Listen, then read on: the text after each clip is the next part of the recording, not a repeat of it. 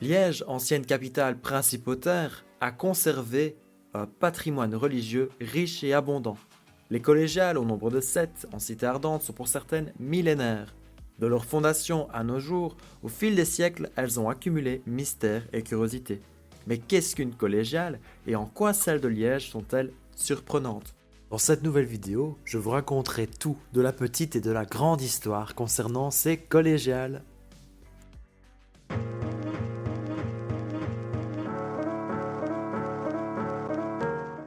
Qu'est-ce qu'une collégiale? Collégiale, on entend collège, chapitre, de chanoines, donc ce sont des clercs séculiers, c'est-à-dire des religieux qui vivent dans leur siècle.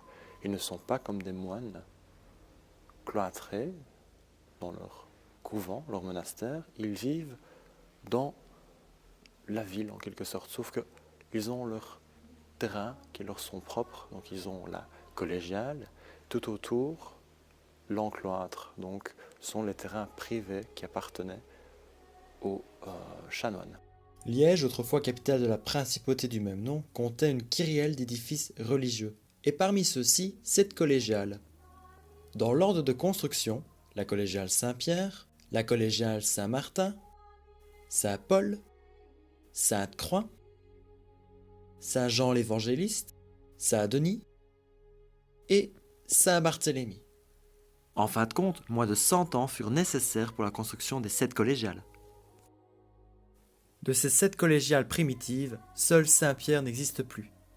Des suites de la Révolution liégeoise, elle fut fermée en 1797 et démolie en 1811. À ces collégiales primitives s'est rajouté en 1785 Saint-Jean, qui à l'origine était une abbatiale.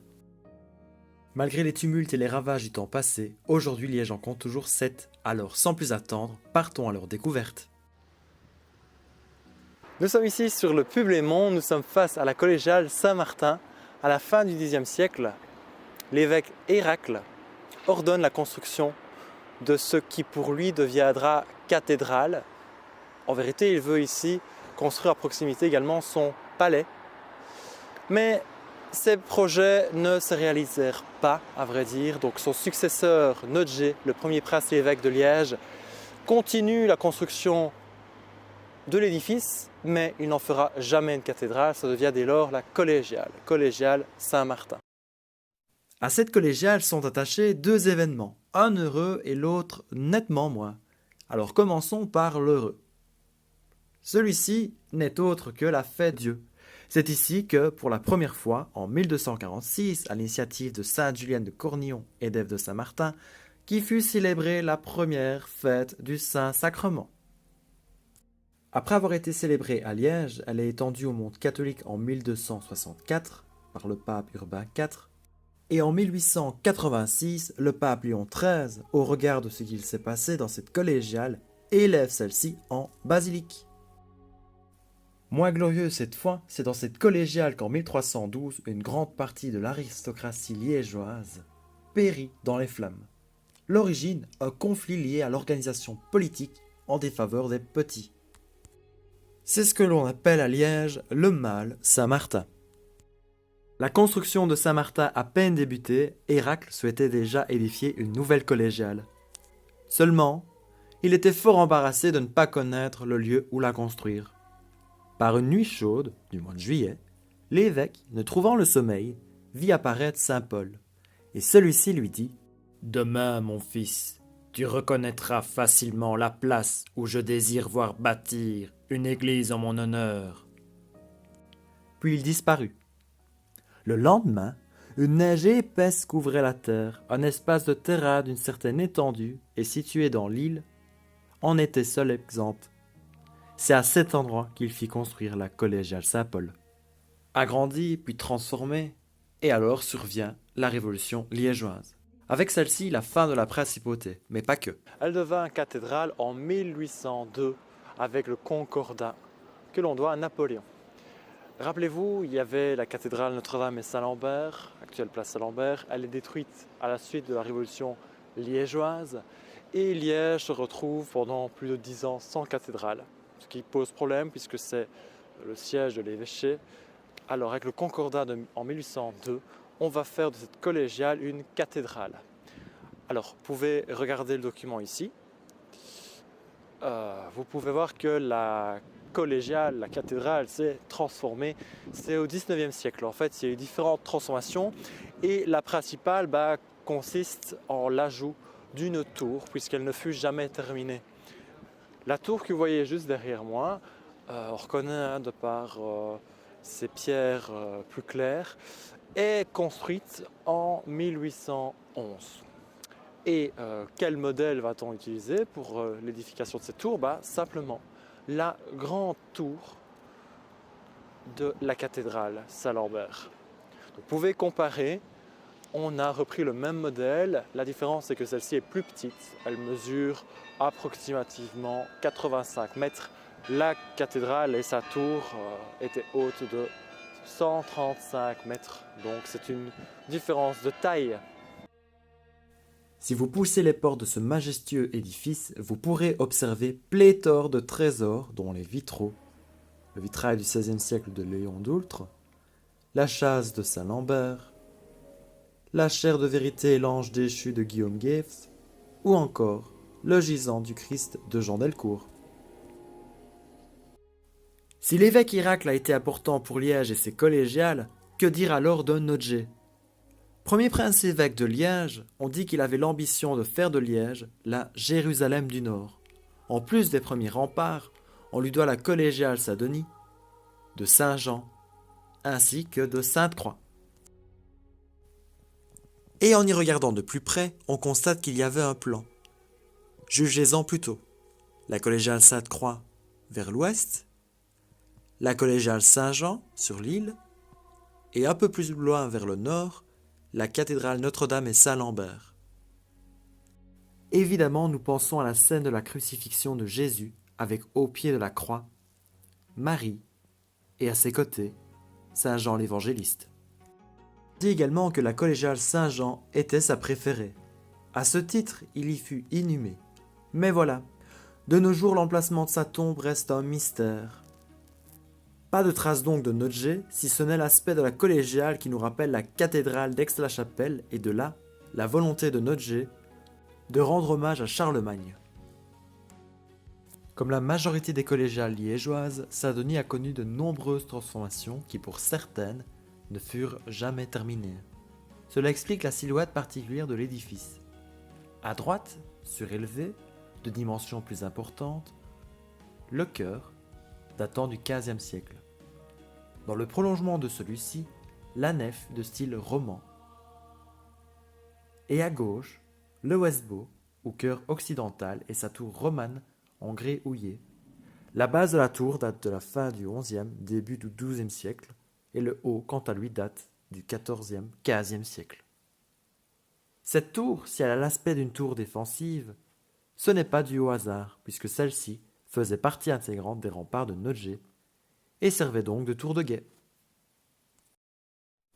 Une fois à l'intérieur de l'édifice, on sera saisi par la différence entre le Westbau et la nef, deux styles radicalement différents qui pourtant coexistent.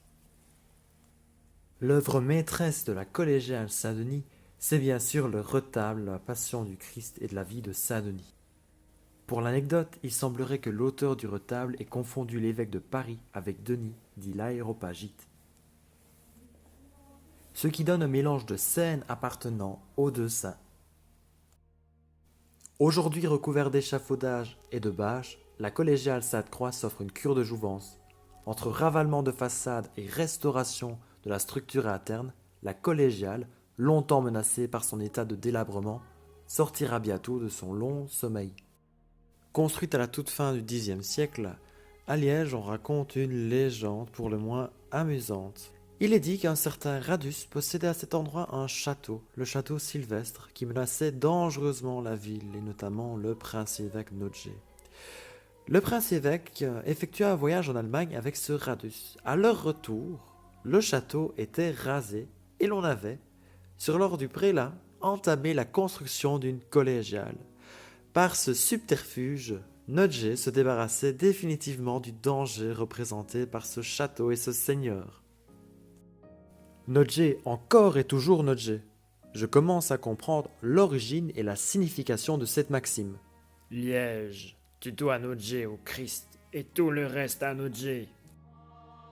À l'origine située à l'extérieur des remparts, Saint-Barthélemy est la dernière des collégiales construites, et comme toutes les autres, elle a aussi quelques spécificités. La première concerne sa polychromie. L'actuelle est due aux travaux de rénovation entrepris entre 1999 et 2006. Les plus anciens auraient tendance à crier au blasphème, mais non, d'après les relevés entrepris, il semblerait que la collégiale, déjà au XIe siècle, était peinte. Outre l'aspect esthétique certain, n'oublions pas le rôle important de l'enduit dans la protection des pierres contre l'érosion naturelle, le vent et l'eau. Autre curiosité, et pas des moindres, les fonds baptismaux, bien évidemment. Ces fonds proviennent en vérité de l'église Notre-Dame au fond, l'église paroissiale accolée à la cathédrale Notre-Dame Saint-Lambert. Pour rappel, dans les collégiales, aucun sacrement n'était réalisé. Dès lors, la population devait se rendre dans une église paroissiale. Mais revenons à nos fonds.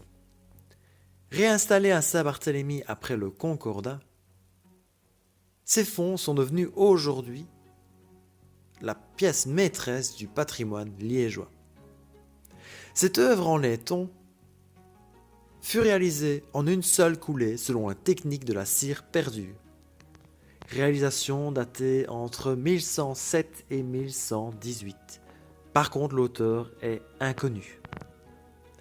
Les bas-reliefs évoquent la prédication de Saint Jean-Baptiste, Saint Jean-Baptiste baptisant de jeunes personnes, le baptême du Christ, le baptême de Corneille et le baptême de Craton.